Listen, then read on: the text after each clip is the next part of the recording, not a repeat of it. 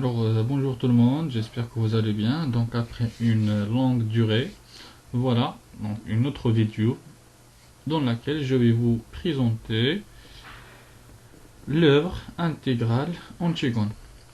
Donc Antigone, vous avez l'auteur John Hannay, le genre c'est une pièce théâtrale ou bien une pièce de théâtre tragédie moderne. Pourquoi nous avons deux types de tragédie moderne et tragédie classique. La date de publication, elle est publiée en 1940. Dans cette vidéo, je vais essayer de vous présenter les personnages principaux et les personnages secondaires et la relation entre eux et leurs fonctions. Donc on commence par Antigone. Comme vous savez, Antigone, c'est le nom du personnage principal et le titre de la pièce aussi. Alors Antigone, donc c'est la fille d'Oedipe, sœur d'Étiocle, Polynice et Ismène. Donc Antigone, elle a des frères et une sœur. Donc deux frères, Étiocle, Polynice, et une sœur appelée Ismène. Donc cette jeune fille est l'héroïne de l'histoire qui porte d'ailleurs son nom. Elle est écrite comme pas assez coquine par son entourage, mais cela ne l'empêche pas d'avoir une volonté de faire, ce qui la poussera à affronter son oncle Créon en enterrant son frère. Ça veut dire donc elle défie son oncle Créon, c'est le roi, pour réaliser son projet. Donc ce projet, c'est l'enterrement de son frère Polynice. Créon, deuxième personnage principal, frère de Djokas, ça veut dire Djokas c'est la femme d'Oedipe, c'est la mère d'Antigone, légitime roi de Thèbes, après la mort des deux princes ennemis, ça veut dire Étiocle et Polynice. Créon est un souverain âgé, réfléchi et courageux. Il nous est décrit comme étant seul, Créon est seul, ça veut dire il souffre de la solitude, se consacrant ainsi entièrement à son règne dont elle assume les sacrifices nécessaires comme la punition de Polynice ou l'exécution d'Antigone.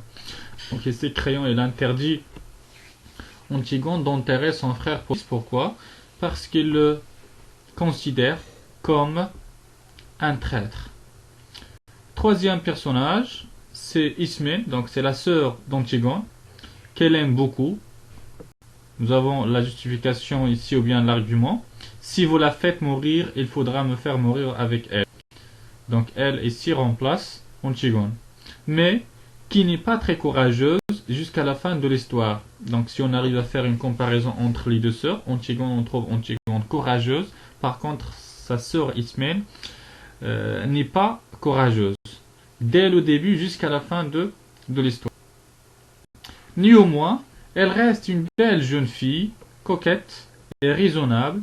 J'ai raison plus souvent que toi. Iman, donc c'est le fiancé de Créon, ou bien d'abord c'est le fiancé d'Antigone et le fils de Créon et Eurydice. Donc Eurydice c'est la femme de Créon le roi et la mère de Iman. Fiancée d'Antigone, à laquelle elle est très fidèle. Oui Antigone, je t'aime comme une femme. Donc ça c'est la justification tirée bien sûr de l'œuvre. Fidilette, qui le conduira au suicide lorsque ces dernières meurent sous ordre de Créon. Ce fait le poussera également à mépriser son père qu'il admirait beaucoup auparavant. Donc Iman, il va mourir aussi avec Antigone. Nous avons le prologue, c'est le personnage qui présente les personnages, le lieu et puis le temps. Donc ça c'est un élément plus important dans chaque pièce de théâtre. Donc nous avons le prologue et le chœur, issus des pièces de théâtre de la Grèce antique. Cette entité intervient au début du texte pour nous narrer le contexte de la pièce, ça veut dire où se passent les actions, le lieu, et quand se passent les actions, le temps, et quels sont les personnages qui doivent jouer ou bien qui doivent dramatiser les actions de cette pièce. Donc il nous présentait les personnages qui évoluent. Elle réapparaît par la suite tout au long de la pièce pour faire avancer le récit ou amener un personnage à la réflexion. Voilà. Pour les personnages secondaires, nous avons la nourrice. C'est une vieille dame, également appelée Nounou, bien sûr par les filles dont elle s'occupe. Elle s'occupe des deux sœurs, Antigone et sa sœur Ismène. Lauridis, la femme de Créon, qui passe ses journées à tricoter des habits pour les pauvres de Thèbes. Ça veut dire dès le début de l'histoire jusqu'à la fin, elle tricote. Elle a une seule action à faire, c'est de tricoter des habits pour les pauvres de Thèbes. Ces dernières auront froid à la fin de la pièce car il se tranche la gorge en apprenant la mort. Il va mourir aussi après la mort de son fils aimant. Les trois gars, donc chargés de surveiller le cadavre de Polynice. Nous avons le page du roi et nous avons aussi le messager. Alors donc c'est la fin de cette vidéo.